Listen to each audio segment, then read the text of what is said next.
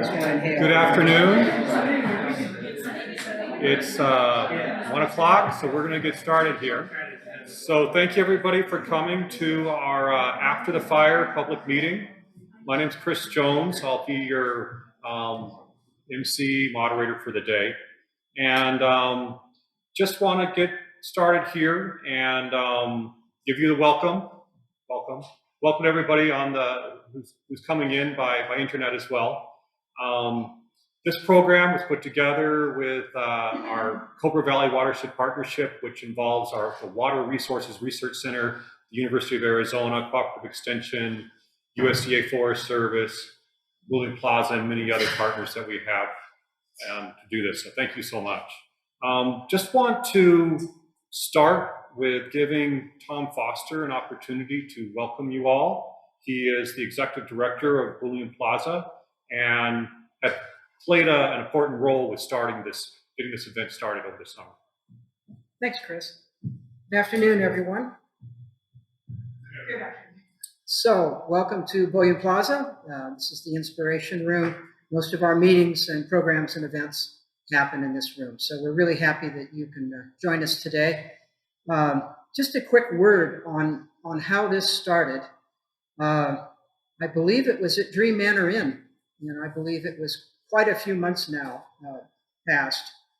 And I had run across Cheryl Cormack from Forest Service, and we got to talking, and the idea was, hey, let's have a meeting and let's get everybody involved and, you know, talk about all the things that have happened and the future going forward. And so one thing led to another, and of course we talked to Chris Jones and Ashley and a lot of other people. So it's taken quite a few months to get us here to this point, but it's been worth the effort and all the time and conversation. And I hope you enjoy this, and we're all going to learn a lot here today and tomorrow on moving forward. So thank you very much for being here. Enjoy. Thank you, Tom. Thanks, Chris. Okay. And just a little bit about housekeeping here. I recognize faces here that this isn't your first time in Bullion Plaza, but if you need to make an exit, there's an exit door out there. There's one right here through this door. The bathrooms are down the hallway. And just a little bit about ground rules for today's meeting. There was a book that came out several years ago called Crucial Conversations, if you're familiar with that. And the basis of that was to have honest dialogue through mutual respect. And so when we say honest, it means be honest. Share what you feel like you need to share. We included just a little butcher block paper in the back there that we can write down some ideas and thoughts that you have on notebook or on Post-its, just so we can record that conversation, be able to share some things that you might not want to say, you know, in case you don't get a chance to say it out loud. So honest dialogue, be honest. Mutual respect means, you know, treat the other as you would be treated yourself. And so when we talk about that, whether we speak don't say things that we might consider violent, but don't feel like you have to be silent, right? So just always appreciate that if you're not familiar with that book. Not too much sure. Today, we've got a 2-day program for us today. Today, we're going to start with our Globe District Ranger, Adam Bromley, and set us up with some discussion there. We're going to have Mary Latta, the Tonto National Forest fire ecologist, speak about the fires that we've seen. We're going to have Kelly Motlaqua speak, who's the forest hydrologist, and talk about the watershed. And then we'll finish up with kind of a panel discussion. And so with that, I guess I'll introduce Adam. And Adam, I understand you're a Michigander? Yes. Yeah, and did I get this right? You're from around there? Yep, you're about there. Yeah, and have you ever gone fishing on Cadillac Lake? Yes. Okay, so if you guys are from Michigan, you know this. But then you say you went to college in Houghton up at Michigan Tech. But that's not on the mix. So how does a Michigander show if they're not. Come up here to the screen. All right, so you can do Michigan with two hands.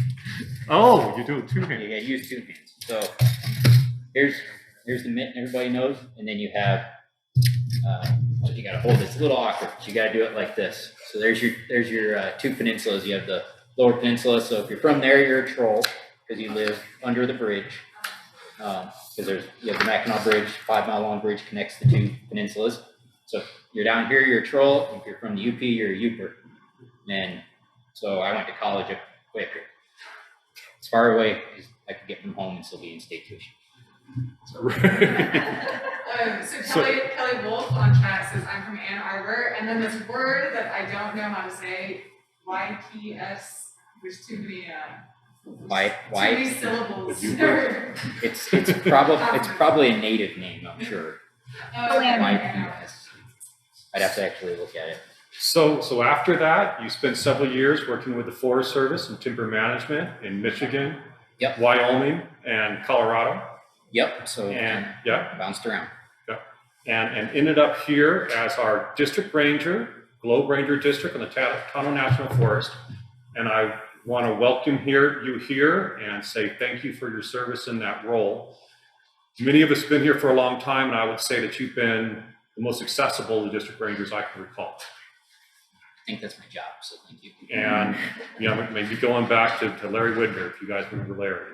So with that, I'm just going to hand it over to you because I know that you have some ideas of what you've been dealing with since the fire, and just set up the rest of this presentation. So Adam Bromley, everybody. Absolutely. So I do recognize a lot of faces in here. There's quite a few folks that I do know. Quite a few names I recognize on the virtual screen here as well. So like Chris said, I am Adam Bromley. I'm the district ranger for here in Globe for the Tonto National Forest. I got here about the last week of June of 2020. So I've only been here for a little over a year. We've kind of been through this all with many of us in this room since then, with last year the Salt, Ravaging fires, as well as Telegraph Fire this year. So it's been a busy year. As Chris said, I do have two children. I do have a 8-year-old daughter and a 6-year-old son. And I did get out this weekend. Actually, I took 2 days. I took my daughter backpacking up in Superstitions. She made it. I'm really proud of her. So I got to tell you guys, she made it 5 miles up, 2,000 feet of elevation gain, stayed up there for 2 days, and then made it all the way back down. And she carried her own pack the whole way. So trying to teach her to be a little tough. Yeah, so, I think I know this idea kind of came around a while ago. We talked about it for a little while, and then we decided that we would try to get together as a group. And I know there's a whole bunch of different cooperators here on this over the next couple of days. But, from my standpoint, it was a pretty good opportunity for everybody to kind of start getting together, start talking about this thing. I think Telegraph Fire is kind of what prompted it. But I do think that that's almost more of an example. It's an example of really what has happened, what's more to come, how we conduct ourselves together, how we talk to each other, and how we kind of begin having these crucial conversations about really our environment, how we live within our environment, how we interact with our environment, and when I say environment, I really truly mean the multifaceted thing that is what we live in here, which I'm sure will come up a little bit later. So, with that, I'll just kind of jump into, I did have a few notes that I just wanted to jump into. The first one was just kind of acknowledging something that, at least for me, was something I really came to a realization with during Telegraph Fire.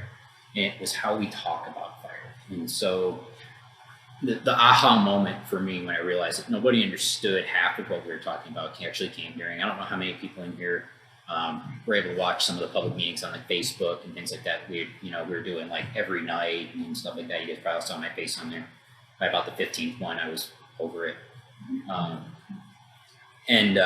But I remember sitting one night and there was an operations section chief. And, they always get on and they talk about what's happened, what happened during the day, what's coming tomorrow, that kind of thing.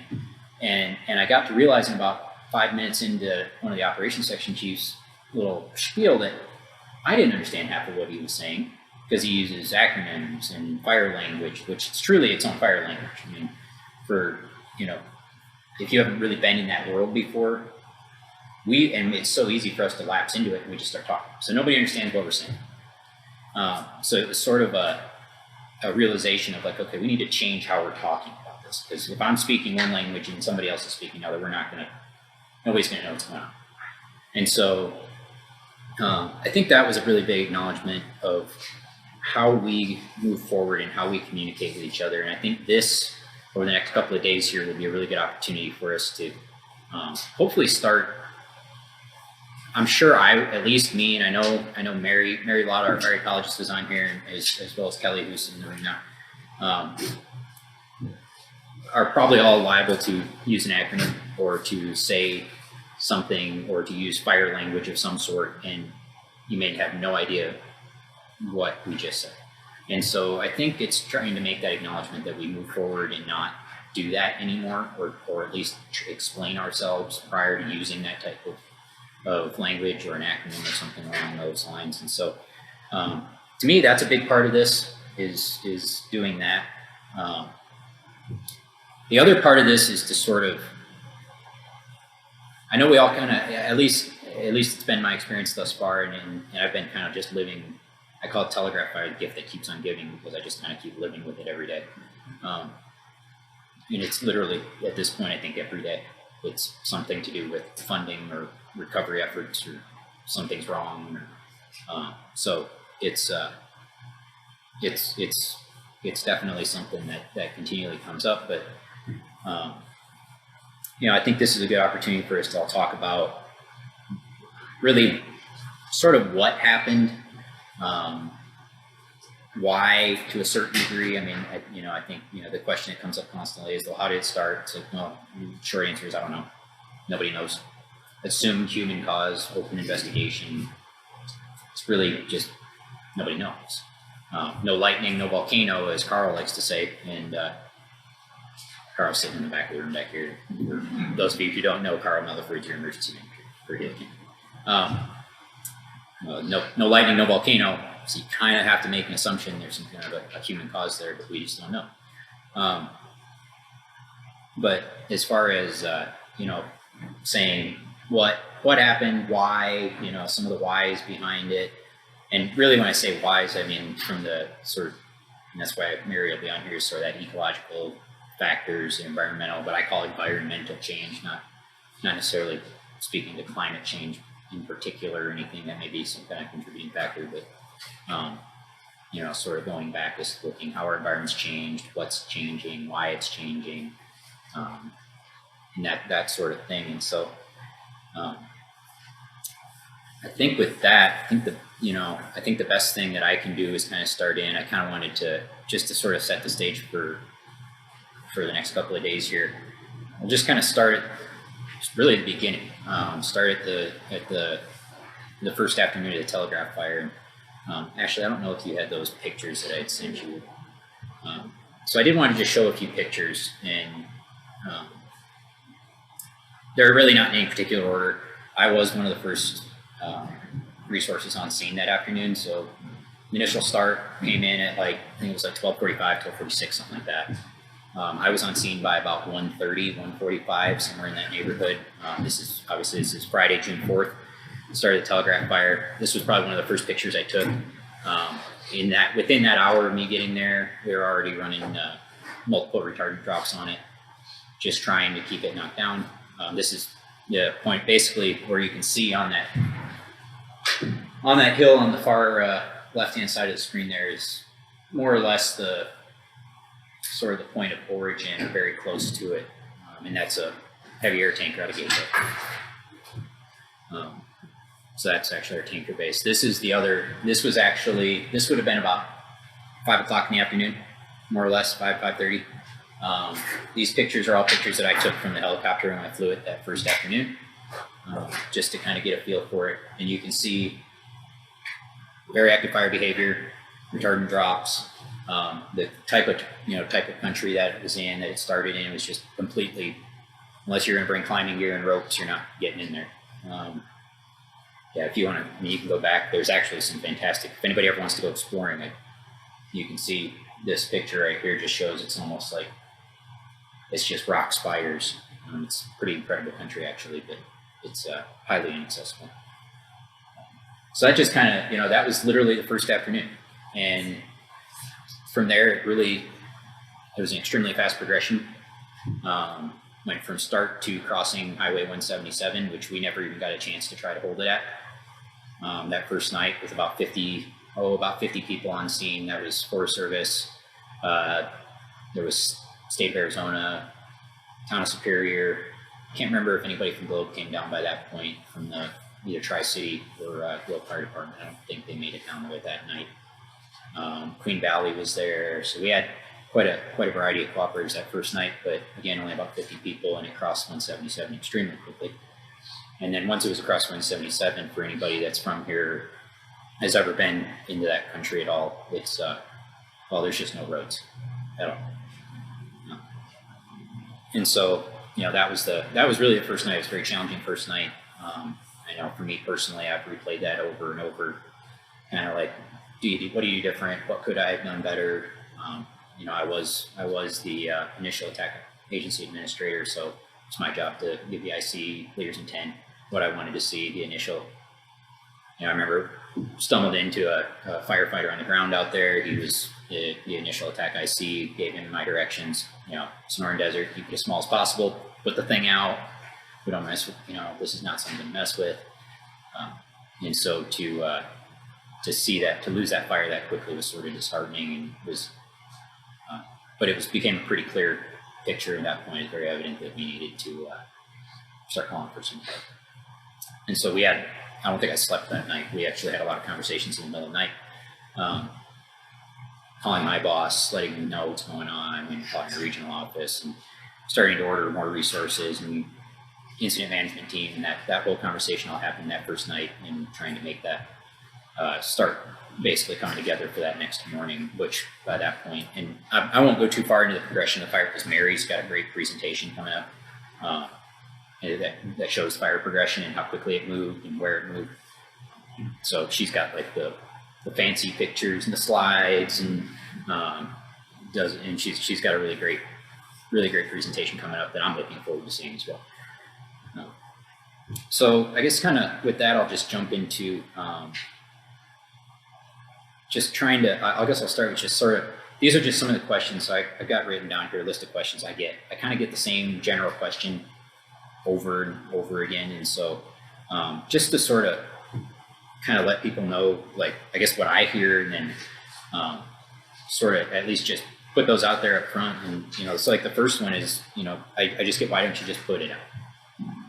I get that question a lot. It's people that just, they've never been in that world. They've never seen that, you know, and there's actually a comedian who does a little bit about, he calls it fire SUV, you know, and it's about, you pull up to the fire and you spray water on the fire till there's no more fire, right? Well, yeah, at the base level, yes, you know, but it's just not that simple. And that's when I put up pictures like these, you can kind of see why. I mean, that's a 2-hour hike to get to the edge of that fire, and by then 2 hours it's already burned another 1,000 acres, so you're already behind. So that's one of those questions that I get a lot. The next one is, what do you do to put the landscape back together? Well, you don't really. We're going to talk about that as we go through the next couple of days here, about what recovery looks like, and kind of talking about recovery versus restoration. To me, you know, I kind of compare it to, you know, you can restore an old car versus somebody, you know, has a bad shoulder, and you can recover from that bad shoulder, but it's never going to be quite the same. And so I have a bad shoulder, so. Next, you know, the other one I get is a lot of people make a comment, well, land will never look the same. It's like, that's true. It probably will never look the same. It's been heavily impacted, but that's not necessarily a bad thing. You know, we got to, like I said, Mary will speak to this as well, and probably Kelly to some degree, about how we kind of got to where we're at as far as our environment goes and our ecology. And maybe it not looking the same isn't such a bad thing in the long run. believe, that's certainly a conversation that we can all have about what it should, quote unquote, should look like, or what we maybe want it to look like, and those sorts of things. But a lot of people, we as human beings have short lifespans, relatively speaking. We see our snapshot in time, and we expect it to always be that way, when our environment is always changing, and it's always going to continue to change, and that's not necessarily something that we can ignore. Another one idea is local people didn't work on the fire. I was there. I lived here in Globe. So did all my guys that I have down here in 6 years. And everybody went. We emptied the barn that night. There was literally nobody local left. Everybody was on that fire that night. So I get those questions. And then tankers. Everybody always wants to talk about tankers because everybody sees them, right? Highly visible. You see them flying. I'm sure anybody that lived here in Globe that got to be here on, I think that would have been the first Monday, probably. Along Russell Gulch Road, probably saw more airplanes in one day than you've seen the last 6 months. We flew a lot of tankers on this fire. There's retardant everywhere. There are red stripes everywhere in the desert. Retardant's not necessarily an answer, it's a tool. We have a big toolbox, and that's just one of those tools that we can use. In this case, you can drop retardant on it, just chews through it, and burns over it, and burns around it. And, it slows fire progression, but it certainly doesn't put it out. And that's just kind of one of those. I get that question a lot of like, well, just put more retardant. No. Retardant doesn't put out fires. People on the ground put out fires. And then the other thing, and those like I said, those are just kind of questions. These are questions that I probably heard well over 100 times each, and hear it multiple times a day. I get phone calls about it, get emails about it. I get people stop me at the grocery store. If I wear this into the grocery store, I get stopped. Get the elevator speech. But I think in the end, we have to look at Telegraph Fire in a way where we can say, what we did, a lot of people came together, and in the end, they did the best job that they could with the tools that they had, the resources they had. And honestly, in the end, big picture is, were some structures lost? Absolutely. Are there some decisions that I'm sure people wish they had back? Absolutely. In the end, nobody died. Honestly, on the firefighter side, the worst injury we had was a employee on a hot shot crew that fell and needed some stitches on her leg because she hit a rock with her shin. So to come through with that sort of track record, and that includes, as members of the public as well, evacuating. I know I was in Miami on Sunday night, the first Sunday night at 12 o'clock in the morning, and it's you're evacuating Miami in the middle of the night, and you're expecting people to get out of their beds and their homes, and I see we have some law enforcement in here. You may or may not have been a part of that. Carl was certainly a part of it back there. That is a very, very dangerous situation. It's a very difficult situation, very challenging situation. And to have us all get through that and have the outcome overall that we did, I think was, to be honest, kind of a miracle. It's just a big situation. It's a big, complex environment. And it's a hard thing for people to deal with, and especially in that number statistically, we should have had something bad, and we didn't, at least not that night. So, I think the other part with Telegraph Fire is that it's an opportunity. But it's how we look at it. So we can look at it and say it was a horrible thing that happened. I won't argue that there were certainly parts of it that were a horrible thing that happened. But I think moving forward, it's an opportunity. It's how we look at our future and how we look to, how do we interact within our environment? How do we continue living here in the deserts of Arizona? Fire is not something that's going to simply just go away. We tried that 100-year experiment. We put out every fire. We got really good at it. It's part of actually why we have so many large fires now, is certainly a contributing factor. It's not the only factor, but it certainly contributes to the issue. But I think look at something like Telegraph Fire, it's certainly an opportunity. How do we live with something like that, how do we make our community something to where we don't have to worry quite so much about something like Telegraph, even if it happens again. How do we, firewise our community? How do we take care of our homes? How do we anticipate things like post-fire flooding? Obviously, we all, anybody here in town's gotten to live through that at this point. And so it's really just kind of all how we look at it. And for me personally, I really just kind of have to look at it, okay, this is something it's done, it's there, and how do I take advantage of it to make our community better, stronger, more resilient going into the future? And so I think, Ashley, or Chris, you guys correct me if I'm wrong, I think there was some, if anybody had any questions, there was some time for questions.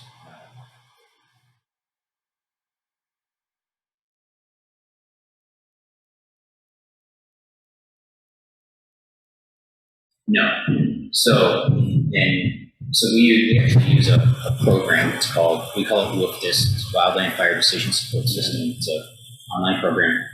And that is where we document, and there's actually several matrices in there. So you basically select these radio buttons that spit out some information, like how complex it really is. That time of year in Arizona, resources available on hand. The fact that it was likely, everybody kind of knew, kind of have to assume it was a human start running any lightning. The fact that we assumed human start, there was never a point anybody ever said, hey, we should try to make this bigger. It was 100% full time. And this is actually one of those conversations about how we talk about fire. So you will hear, and I'm totally guilty of it, and the rest of the Forest Service is pretty much all guilty of it. We say we manage fire. Well, every fire we have, we say, well, we manage fire, which is true. But then we split it out. Is it a suppression fire, a suppression strategy, or a resource benefit? Right? I don't think we're supposed to use resource benefit anymore. It's something else. I can't remember it all. We used to call it resource benefit. It's some other term that everybody keeps changing it about every year. Telegraph Fire was a 100% suppression from the start. How do you minimize the footprint? Make it as small as possible. And so I can give, the example is the very first afternoon, the initial attack IC, IC commander. So here I am already talking about ICs and using acronyms. We met on the side of we're standing on the side of the road in dirt, and we say, I looked at him and I told him, here's another year's intent, here's what I want. I want you to go direct as fast as possible. I want you to keep this, it's in the Sonoran Desert. So that's true Sonoran, and Mary's going to bring up some really logical stuff later, splitting out ecotypes. Sonoran Desert, we know we just don't want fire in it, especially with the invasive grass load.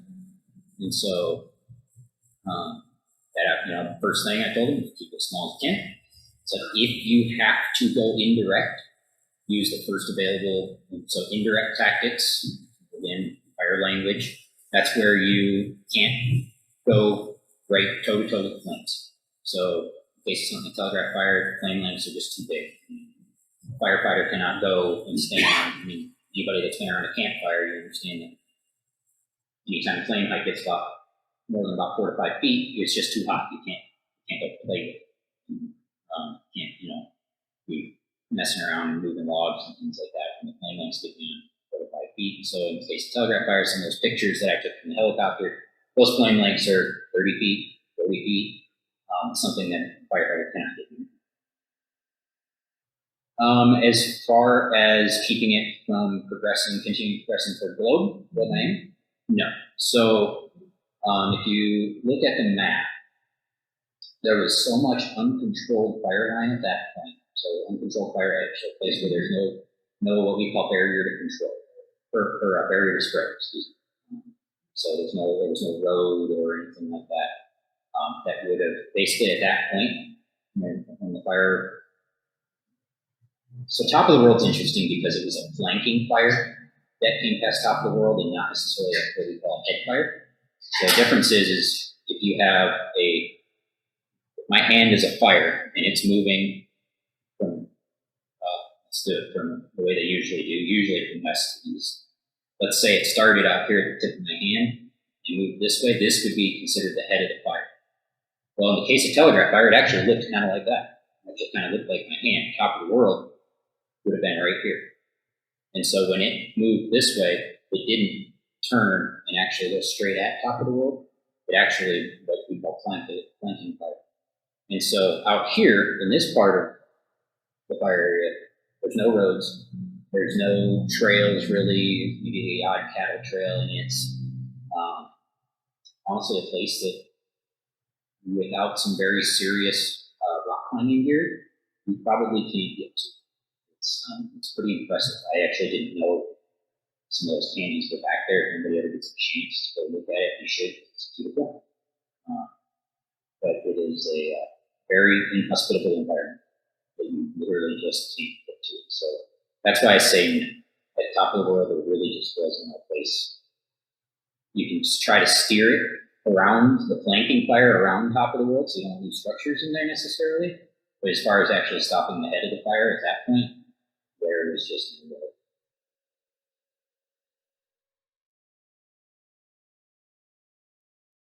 Firefighters are willing to risk a lot to save a lot. Not really willing to risk a lot to save something that's more or less replaceable. And so yeah, when you kind of start talking about those indirect tactics and trying to do something that's, nobody wants to lose a home. Nobody wants to see a home burn down. It's a really generally not a good day when that happens, and so they're willing to put it in quite a. And I'll be honest, there's actually some of the local guys even here that were attached to the Telegraph Fire. The example that I can give you the one day is they risked quite a bit to save homes in Russell Gulch. They had it timed down to the second how long it took to cut the hose to get back to the truck, back to the pavement, and get out. That's kind of how sketchy it was. And so, no, you're absolutely right. And that's, again, but that's us, that's how we're talking. That's that piece. That's the how we talk piece.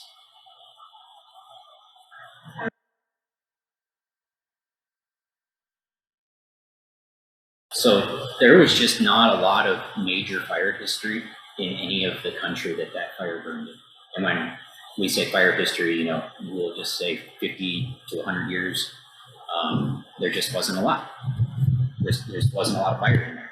And mostly, there's a lot of starts. There's a lot of cases where fires did start, especially on like the canals or a lightning magnet.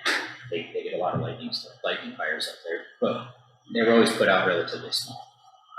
Even something like the Canal Fire, which is something else that is a huge topic of discussion right now, is the Canal Fire was a lightning-caused fire and was I think at the time the term used was resource benefit.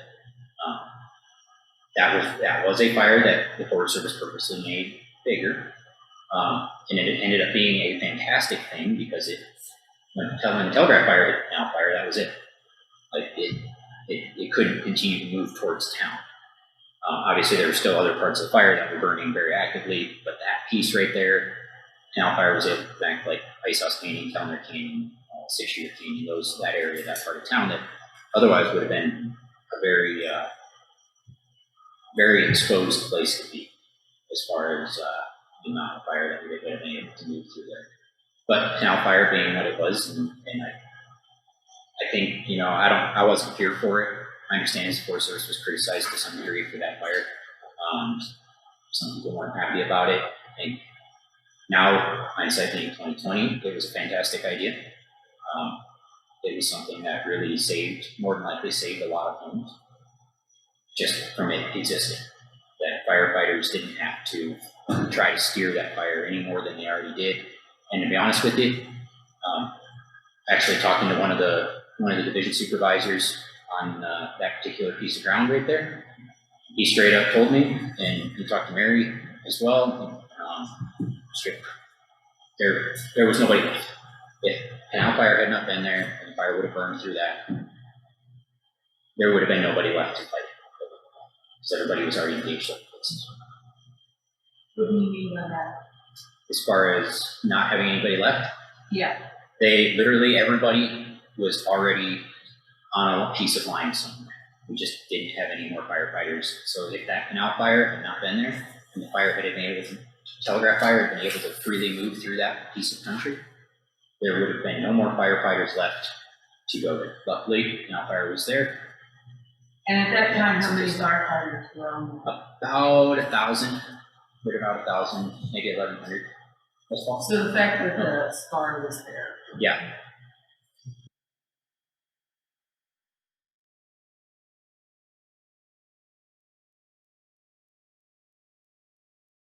Yeah, so those two fires, obviously they did merge eventually at some point. The Scout Fire started, I believe, on June 1st. Is that correct, Paul? Yeah, so June 1st, I want to say. Whereas Telegraph Fire started June 4th. Both burning very, very similar ecosystems, very similar lack of, so that fire history, very similar field conditions. And when I say field conditions, I mean the fact that we had been in a nearly 2-year extended drought, and that there was, even though vegetation out there still looks green, it was in many cases actually dead, had no moisture left in it. It was very susceptible to the smallest of sparks, flames, carried fire extremely well. And so those two fires were essentially exactly the same behavior.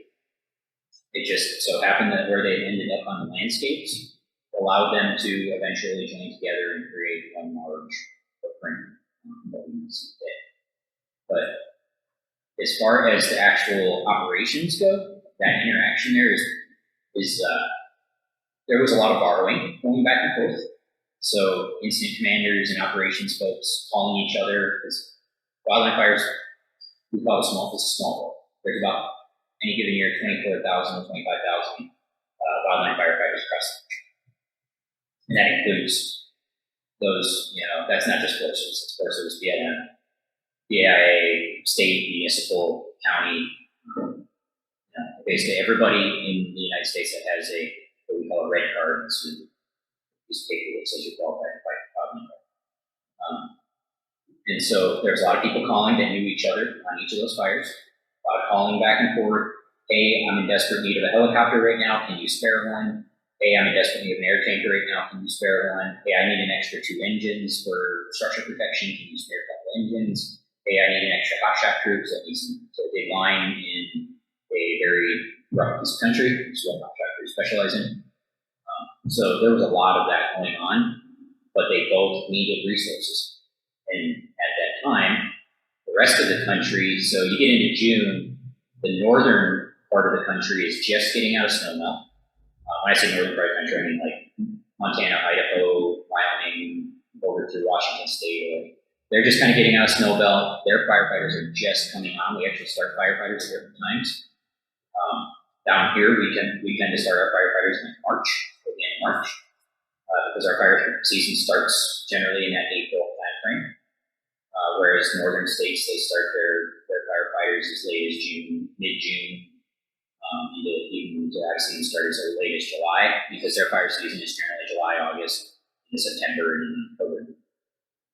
And so, and that's when we say there was a lack of resources, it was that both those fires were consuming resources. It's because there just wasn't the workforce that you would have in, say, August. Does that make sense?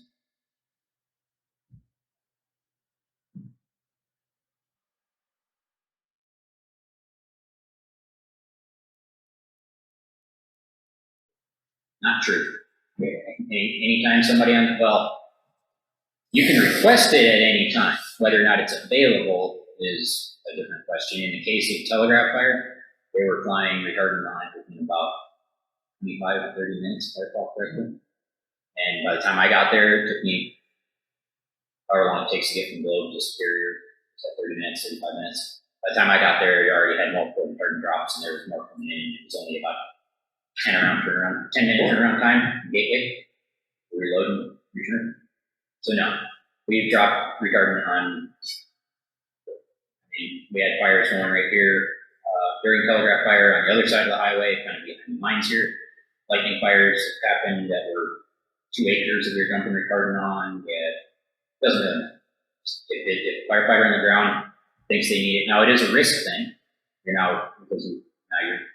You may drop retardant, but you have to accept that risk that you're now taking the aircraft off the ground. Their tankers do crash, you can fly a very big plane very close to the ground.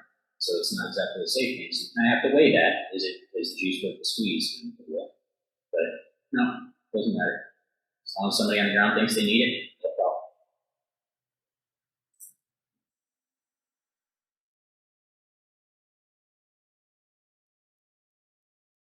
So retardant is supposed to be, and it does fade, it does go away.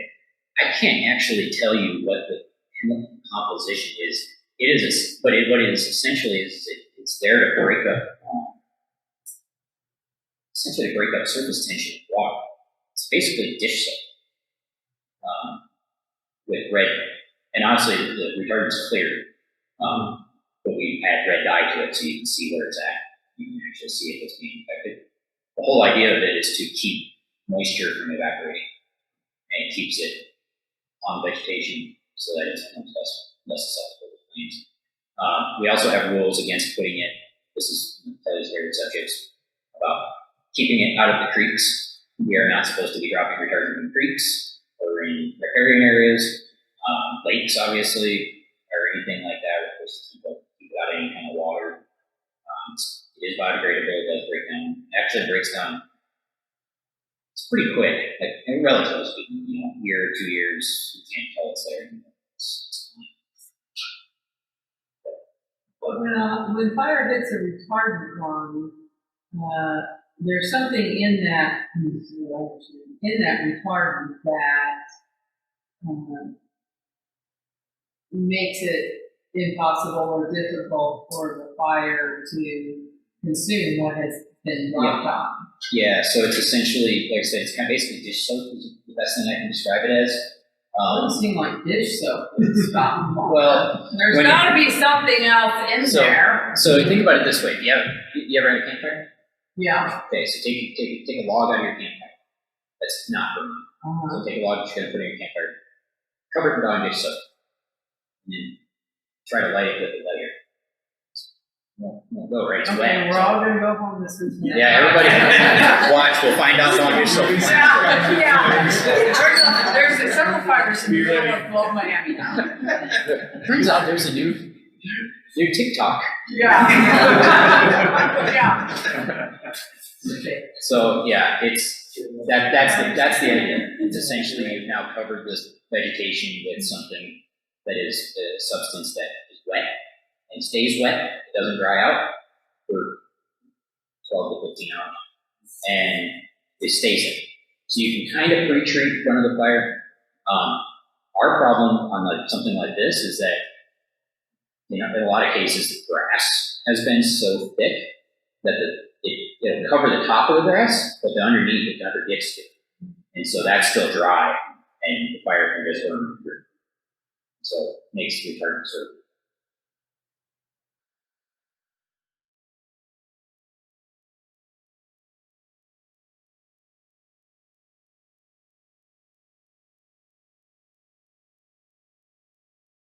Yes, so, and we're actually pretty fortunate here in Arizona that our fire season happens when it does, because we do tend to get those resources that we ask for to a certain degree. We don't get everything, but we get a pretty good chunk. And it's because generally we're the first place to have fires in the country in any given year, whereas everybody else is still under snow even, or is it spring green up, it's just not experiencing your fire season yet. And so you have crews sitting in Montana that are ready to come down. And so we're pretty fortunate there to be able to actually get those resources pretty regularly. But like you said, by the time you move into like July, August is usually kind of, that's when the squeeze really happens, is in August, because the kids go back to school. So your firefighters that are also students leave their jobs to go back to college for them it's a summer job. And so, then you start losing, your numbers start to dwindle, and you have issues rostering crews and engines and things like that. And that's when you start getting what we call UTF, unable to fill. So you call the dispatch center and say, I would like a hot shot crew. And by August, they pretty much just laugh at you and tell you good luck, because there's nothing left. And so that's what the rest of the country tends to experience. We, on the other hand, are pretty fortunate, even with the Telegraph Fire.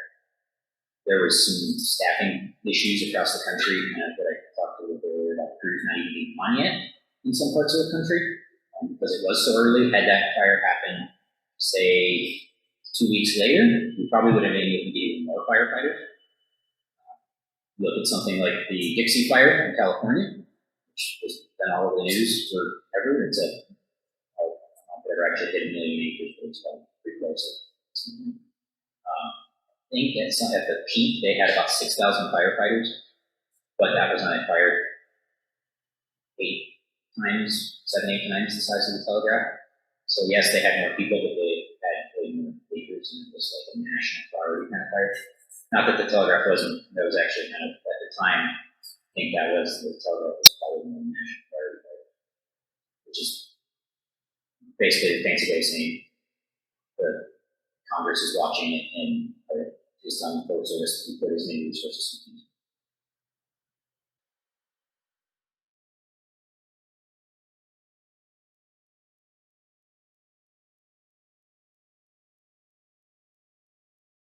So this is where I think this is going, because there is a realization that this is happening. So we talk about it, and then Congress is now talking about it. This is just, and it's kind of slowly happened already. So it used to be on a hot shot crew, you basically had, which is a 20-person type 1 hand crew, where generally considered your most experienced firefighters, wildland firefighters. They are really good at being self-sufficient. They are good at sleeping in the dirt and building line really well. And so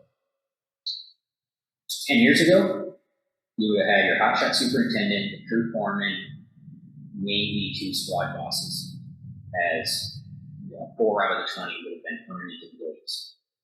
Today, my hotshot crew has 11 permanent employees. They don't work necessarily year round, they get laid off in the wintertime, but we can bring them back and forth. They are considered permanent employee, they have benefits and all that other stuff. That seasonal, what we call seasonal employee or 1039 employee doesn't apply.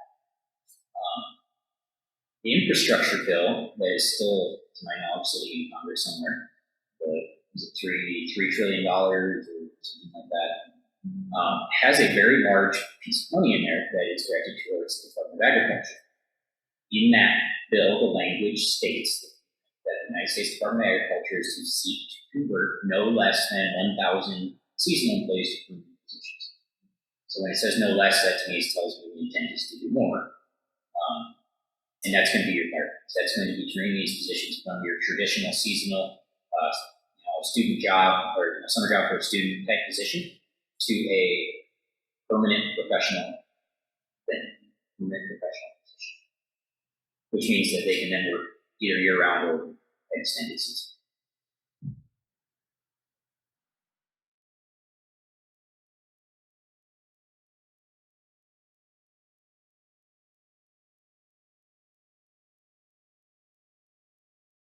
So on that, as far as the Forest Service goes, so this is one of those things that this is part of these crucial conversations. So we have a very unpopular legal way of conducting business, which is this extends to fire as well, actually. So I have no authority, me as a line officer for the United States Forest Service, my boss, who's the forest supervisor here, the regional forester, who's in Albuquerque, who's the boss's boss. None of us have any authority to operate in anything on private lands. We can only operate on Forest Service lands. The incident management team, even though it's comprised of a lot of Forest Service employees, also has a whole bunch of other state and municipal and county employees and airline management. It's just a huge mix of people. The reason that they are granted the authority to operate on, say, private land, state land, really any jurisdiction is because they are given delegation authority by that jurisdiction to operate on those lands. So from a legal standpoint, the United States Forest Service and Commander cannot come down here and fight fire on private land in Gila County unless the state of Arizona, who has jurisdiction over fighting wildland fire on private land in Gila County, gives them delegation authority letter that says, here you go, you are now have permission to go fight fire on private lands. It's the same with post-fire flooding. And so for us, the Forest Service, we have what's called, this is Kelly's specialty, burn area emergency response. So you guys, everybody's probably heard it by now, bear team. And that is, what they do is they go out, they make an assessment, look at what the highest risk areas is. Pretty much flooding is kind of like the big ticket item, and we're also looking at wildlife habitat and vegetation disparities and kind of just all the different resources.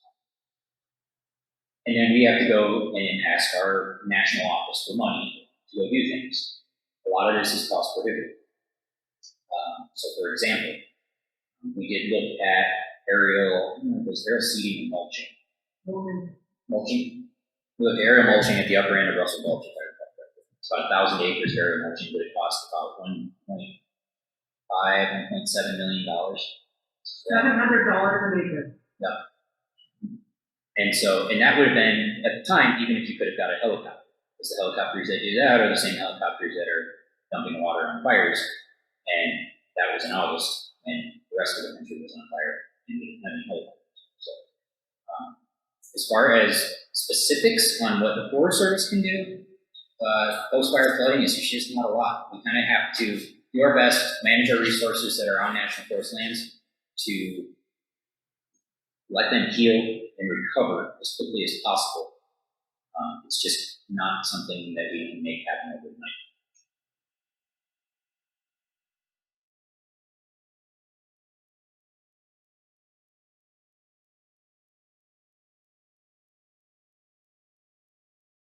The Cliff Note version is yes, you're absolutely right. Forest Service is responsible for both wildland fire suppression as well as hazardous fields, what we call hazardous fields management, on national forest lands.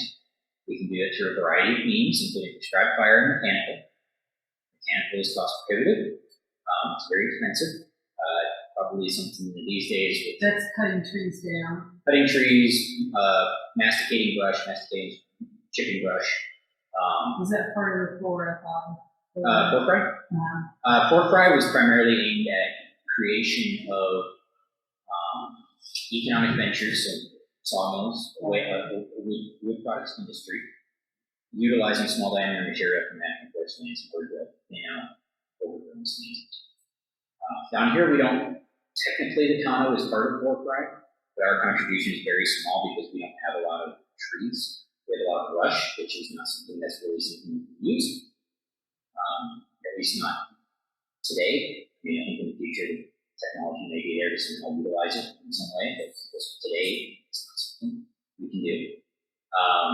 Here on this district, that's actually one of the top priorities, as should have been before. I have a fuels background personally. I came from timber management, fuels management, so that's kind of my comfort zone, is hazardous fuel production.